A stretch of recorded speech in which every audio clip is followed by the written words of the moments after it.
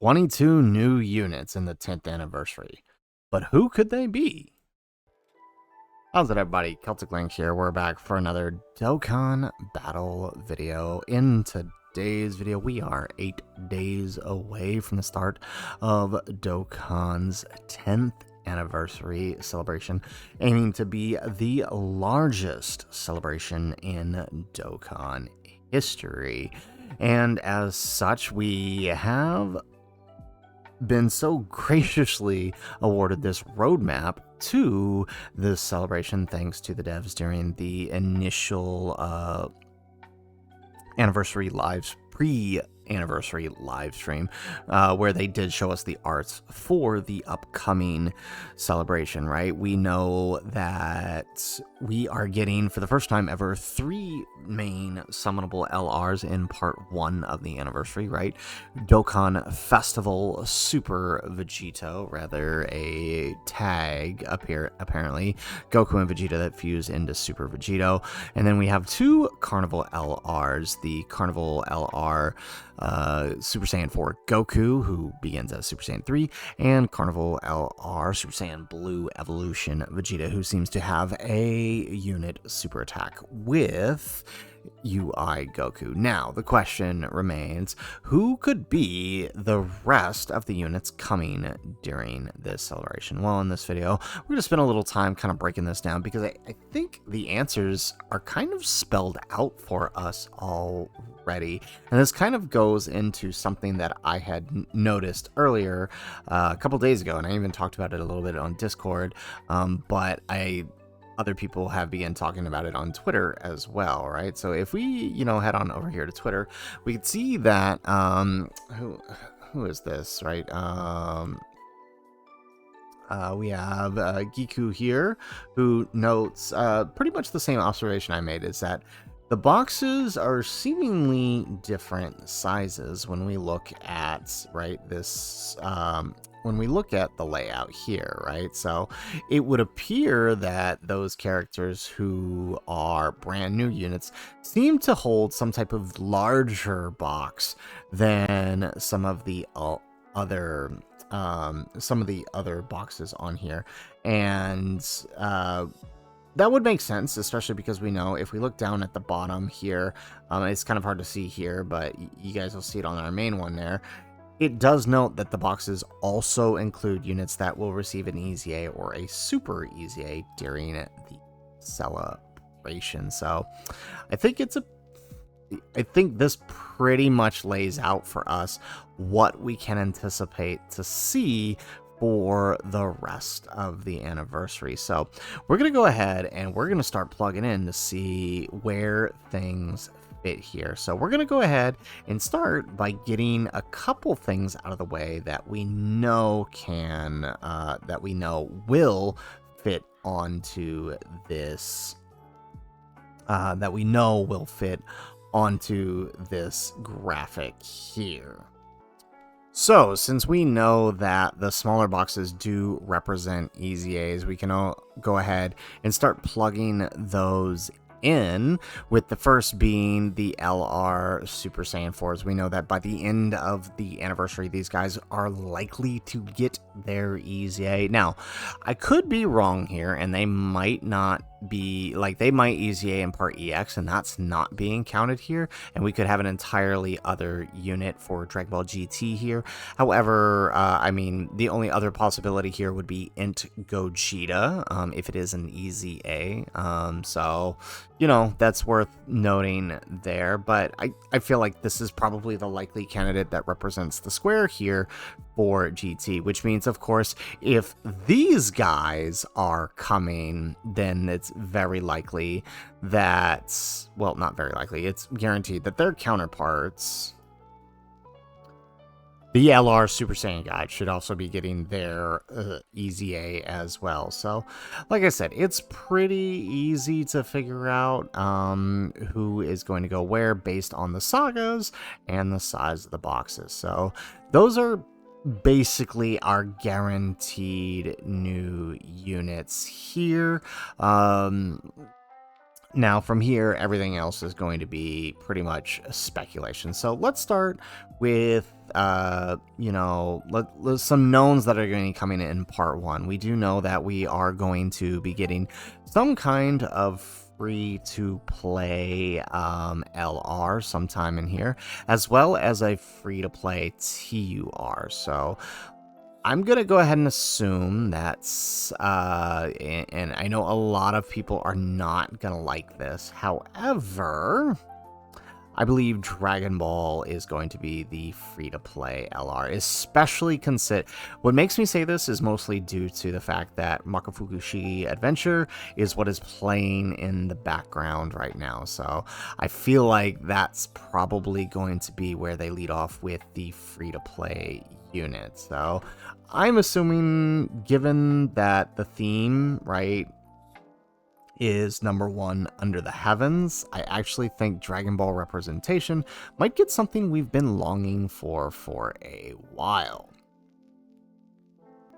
And that is going to be Goku and Krillin from the 22nd World Martial Arts Tournament. I really do think this makes sense for a couple of reasons. Again, the theme of the celebration, second only to none, Tenka Muso, very, very similar to the meaning behind Tenkaichi Budokai, right? The world's greatest under the heavens, right? And so it also makes a ton of sense when we start to understand that the free-to-play LR of the anniversary is always designed to introduce players to the new mechanic. And we know that the new Vegito is going to have said new mechanic, which appears to be some type of tag mechanic, right? Where you can switch between the characters and then eventually they will fuse. It's sounding very similar to Legends tag mechanic, and then they fuse, right? So there's 2 parts to this new mechanic, right? And then it's a limited time fusion. Now, what I can absolutely see happening here is the free-to-play LR is a 22nd World Martial Arts Tournament, Goku and Krillin, who you can tag back and forth between, or even maybe like it depends on how they go, right? Goku and Krillin makes sense for the rivals part, right? Because the other theme is family and rivals. So it could be, Goku and Krillin or Goku and Tien. I'm cool with either one, right? Like, that could be how they incorporate Tien's and Goku's fight from that tournament, right?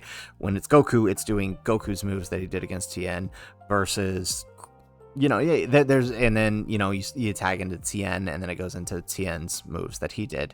And then, instead of fusing like they do as the mechanic like it is as Vegito, he goes into Grade 8. And this also makes sense because there may be some other sort of new mechanic with the Grade 8 mechanic, which was found in the data download, where there's some type of active skill through the Grade 8, which is probably going to be connected to this new Super Saiyan 4. So they could absolutely do that with the Goku and with the Dragon Ball LR if this is the free-to-play LR, right? Tag between Goku and Krillin or Goku and Tien, Grade 8, and then into Grade 8 Goku for a limited number of turns, just like how Vegito would be Goku and Vegeta, fused Vegito, limited number of turn, and then defuse, right? So that's kind of my theory for that. We'll see how that plays out, but it kind of makes sense given everything that we know so far. Up next, likely characters. Of course, we know that Vegito is going to have a banner unit, so I do think that, and that banner unit would cover one of these, one of these blank spots here. And honestly, thinking of who hasn't been represented from Majin Buu Saga just yet, honestly, I think, this one's hard to say, but I could see them doing a new Great Saiyaman. We haven't had one in a while. I mean, really, it's kind of irrelevant who it's going to be. It's going to be a Majin Buu Saga character, fitting the theme with Vegito. There too many other options in terms of characters who have been represented in Dokkan for Majin Buu Saga just yet. I mean, it could be anybody, like Kibito. He hasn't had much representation. Piccolo, I don't think, has had any representation whatsoever. So, I mean, there's a lot that could happen here. But I mean, I'd like to see a new Great Saiyaman, maybe throwing him in here as a banner unit. So that brings us to pretty much everything that we can pinpoint for part 1 in terms of summonable units.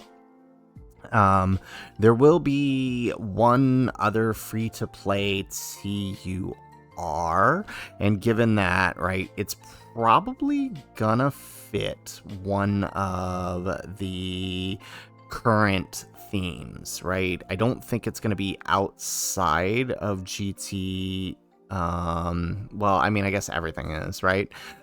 Z has a lot of options. In fact, I think the free-to-play TUR might be another Majin Buu Saga unit, because I don't think part 2 is going to revisit Buu Saga at all. So I think given that, our free-to-play TUR is going to be Buu Saga as well. And if I had to take a pick, right, we're thinking big moments from the series, but not quite big enough to be a summonable unit worthy from the Buu Saga. I'd like to see the Elder Kai implemented as a character somehow, and what better way to make him as a free-to-play character? One of the few units left that has not truly been represented in Dokkan. Throwing him in as a free-to-play unit would be kind of interesting, right? Because what he could do, he could be some kind of crazy support card. The TURs don't typically do anything in terms of new mechanics. Sometimes they do, right? Like 7th year, the TURs. The Goku and Chi-Chi had the action break, but the Vegeta unit, I don't think they had any new mechanic. Yeah, because it was just a costume change.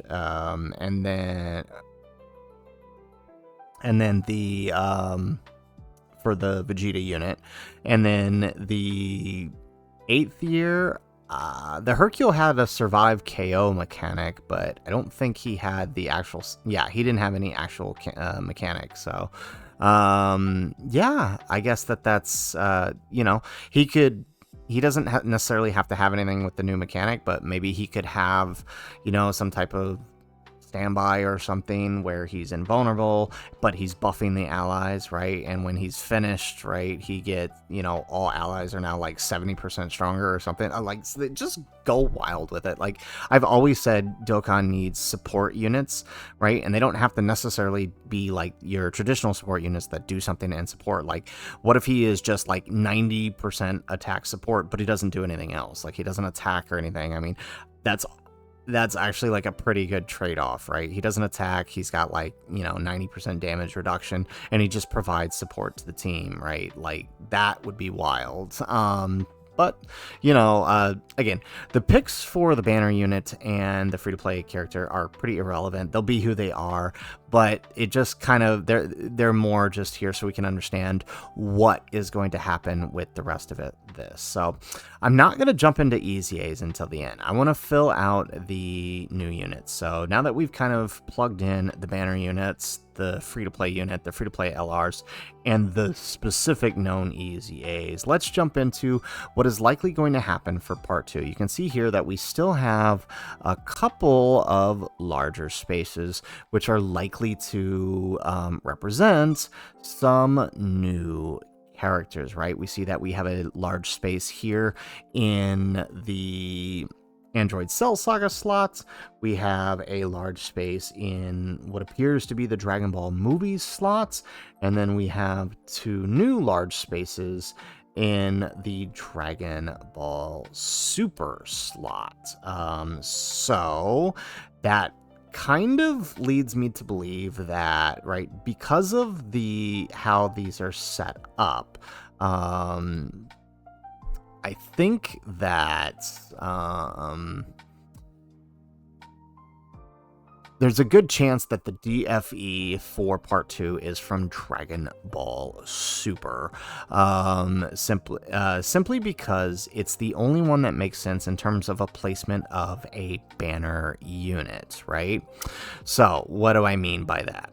Well, we know that there has to be a new banner unit, and it's going to be connected somehow to the main unit. We also know that the DFE's theme is the merging of the two strongest fighters, whereas the Carnival theme is family and rivals. So I would say it all but guarantees a certain someone for the DFE slots in Part 2. And of course, that is none other than Vegito Blue. I know a lot of people might not be too happy about this pick, but it's really the only one that makes sense given the available themes and the available slots, right? Like I said, we know that the DFE, the slot, is the fusion of the two strongest warriors, right? That it is a fusion, right? It can't be Gogeta from Dragon Ball Z, because that would mean that he would have to have a banner unit, and there really isn't a space for Dragon Ball Z movie banner units, right? Unless the only option would be his banner. Now, one way this could do is if his banner unit is one of the Majin Buu Saga units, right, instead of the free-to-play. But then it brings the question, okay, which one is the free-to-play? Free-to-play unit could be from Dragon Ball Super, but I don't think that really makes sense. Especially considering the free-to-play units are usually introduced in Part 1. So I think that it's going to be more correlated to the Part 1. So Vegito Blue makes sense because it's the only other available slot that has an open new unit slot for Dragon Ball Super. It could be Gogeta Blue, right? That's also another option, right? Still a fusion. However, we did get a Gogeta Blue last year, so I kind of feel like that one's off the table. And this would allow 10th anniversary to somewhat mirror 7th anniversary, right? Which was the year of Gogeta. This gives Vegito his debut, right? We had Super Saiyan 4 Gogeta and Gogeta Blue on the 7th year. This would give us a similar thing for the 10th year, but this time with Vegito. So that kind of makes sense. All right, then that brings us to our other category. So the next two are family and rivals. So this is an interesting one because it's kind of hard to place the two for the two new units for this one.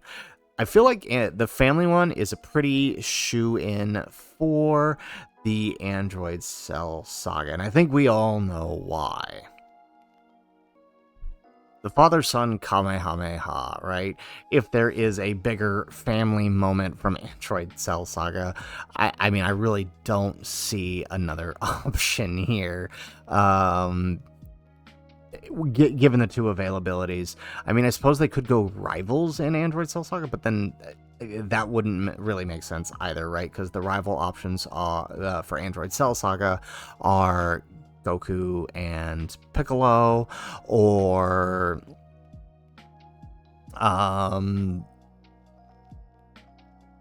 I mean, I guess you could consider Cell, right? Maybe it's Cell as the rival, right? But even that doesn't make sense. Vegeta I doubt he would get a second LR in the celebration, right? So, I mean, the father-son Kamehameha, 200% carnival leader for, I don't know, Goku's family maybe? Or well, we just got Kamehameha, so Goku's family probably. I mean, it would be pretty sweet, and it makes the most sense given that. Which brings us to our last unit, right? The last unit. That one's a bit harder to place, because, all right, if family is the Android Cell Saga unit, there's really only one option for rivals. And that is the Resurrection of F, right? Remember, Resurrection of F is technically a Dragon Ball Z film, right? It is not a super film. So imagine the Carnival LR takes part of the tag mechanic, right? There's nothing saying that DFE has to be the only one to have it, just that the Part 1 DFE is the one that is introducing it, right? And we do know that the Super Saiyan Blue Evolution is not a tag because it doesn't share the same type of naming convention, the plus, right? But it's possible they could do, 2 tag units in Part 2, one of them being a resurrection of F Blue Goku and Vegeta. And the reason I say this is a possibility is because that Part 1 Vegeta is likely going to need a Goku to work with. I mean, it's obviously, they could be really stupid and make it specifically a UI Goku, but that would cause him to have some aging problems very quickly as AGL UI and other versions of UI stop being as useful, right? However, what he will need is some type of new Goku that would work well on his team. The Super Saiyan 4 Goku and this Vegeta probably not going to be on the same. Well, actually, they might be on All Out Struggle together, but they're not going to be. They're probably not going to share too many teams. If we get a tag, if we go with what I'm thinking for the second DFE, right, you would have the portion of Goku on there, but there's also,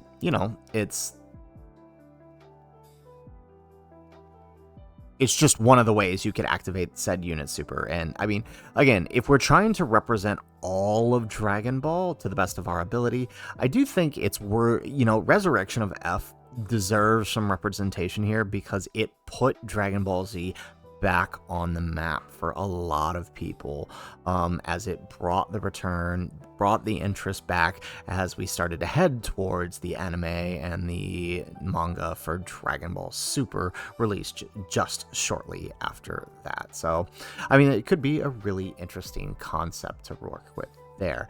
So, all that leaves now is the EZAs. So I'm just going to go ahead and plug all the EZAs in here that I think are going to be coming, because most of them are pretty obvious, and we'll sort of talk about each one. Now, all of these EZAs are more of a wish list, although some I feel are a little bit guaranteed now that we've filled them all in. And let's start with the main headliners, right? So, starting with what I would say are pretty much going to happen in Part 1, right? So in Part 1, we're more than likely going to see these two super EZAs, the AGL Vegito and Int Buhan. There really aren't any summonable EZAs that could occur during this time, and that's simply due to the fact that Majin Buu Saga pretty much got all of its EZAs already. Goku and Kid Buu during the New Year's campaign were pretty much the last ones outside of the new 200% leaders, which are like, obviously, I mean, Int Majin Vegeta would be the next one in line, but I doubt any 200% leaders are going to be getting an EZA during this outside of the Anniversary LR. So more than likely, these two slots are for AGL Super Vegito and Int Buhan. I would say AGL Super Vegito is probably a lock-in. Int Buhan, like, this space could represent multiple sub EZAs that they kind of skipped over during the course of this year, right? There's a ton of Majin Buu Saga EZAs that needed to happen that didn't, so this space could represent multiple units, but I doubt it, which means this is likely just for that super EZA. Now, in Part 1, I think it's also very likely that we will see the Saiyan Saga EZAs as our main EZAs for the Part 1. Just simply due to the fact that it kind of fits the overarching theme here, right, of the Carnival LRs, and they are Yellow Coin LRs, meaning they will be on the Carnival banners. I would say that there's a pretty high likelihood that they will be on that top Carnival banner, and they will probably EZA. I mean, otherwise, I mean, there's nothing that could go in the Saiyan Saga except maybe Fizz, Goku, Piccolo, and Raditz. But I don't think that that's it, unless it represents a free-to-play character, right? Like maybe one is the Fizz, Goku, Piccolo, representing rivals, and then the other, actually, they both could represent rivals, being Fizz, Goku, Piccolo, and the Int Tien Prime battle is a possibility there. But I think it's probably a summonable EZA. So moving on to the part 2 likely EZAs. This one's going to probably ruffle some feathers, but I think this is how it's going to happen. In part 2, we're probably going to see the future Gohan and Trunks EZA. It's really the only, I mean, outside of the AGL Trunks, which could happen, but I think this might be another way to do it. I could be wrong here, but AGL, right, because we're talking iconic moments from the series, right? So we do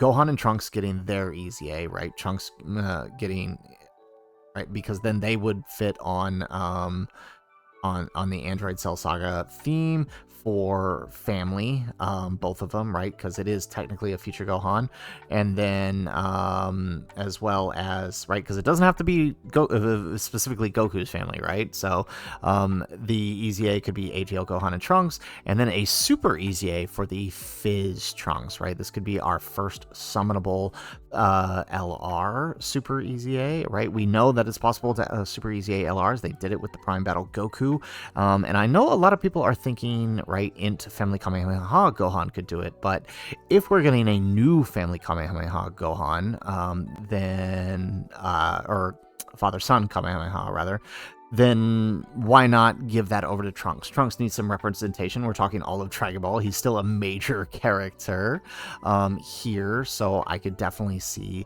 something like this happening. And then the major Part 2 EZAs is pretty much it.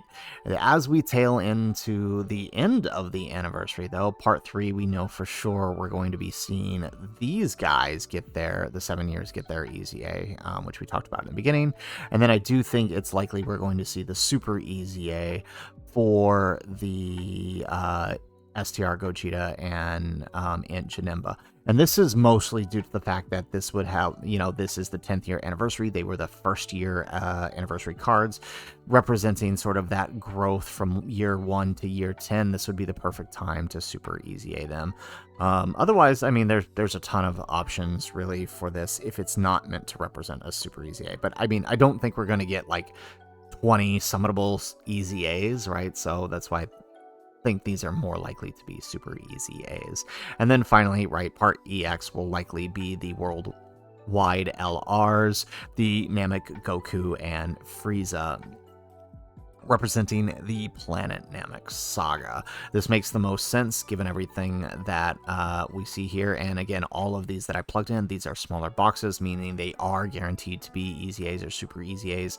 These would make the most sense, right? They are next in line. Last year's Part EX did EZA the worldwide units from the year prior. This only makes sense. So I know there's a lot to go through, a lot to process, all right? But I had a lot of fun putting this together. Hopefully you guys were having fun coming along for the ride. I mean, honestly, this could, regardless of whether I'm right or wrong here, this is going to be one of the best celebrations ever. I think a lot of these are pretty shoo-ins, but I would definitely think that, you know, you could probably move some things around and make it work. I definitely think, though, right, one thing I want to end off with is I don't think Super Gogeta is the likely candidate for the second fusion, just given the number of spaces that need to happen here, because then it doesn't leave a banner unit for them. You know, because the boxes for movies is smaller, unless it overlaps with Buu Saga, but then it throws off where is going to be the free-to-play character. So, guys, that's it for the video. If you liked the video, make sure you hit that like button. Subscribe to the channel if you have not already. And in the comments down below, let us know, what do you think will be the Part 2 LRs? How do you think this roadmap is going to look? What do you want to see the most? Let us know in the comments down below. Otherwise, guys, as always, thanks for watching, and aloha.